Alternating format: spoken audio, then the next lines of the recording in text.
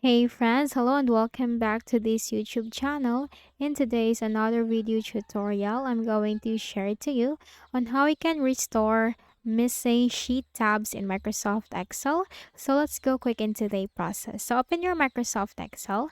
So once I open my Microsoft Excel, the sheet tabs right here at the bottom is missing or are missing, and this is not visible and it disappeared. So how can you fix this? Because obviously we cannot know as to what sheet we are right now because the sheet tab is missing.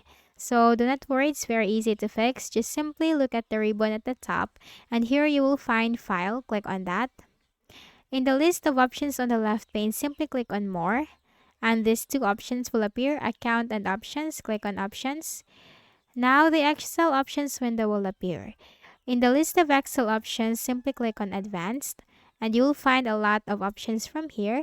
Scroll down until you will arrive this one, Display Options for this workbook, and you'll find Show Sheet tabs.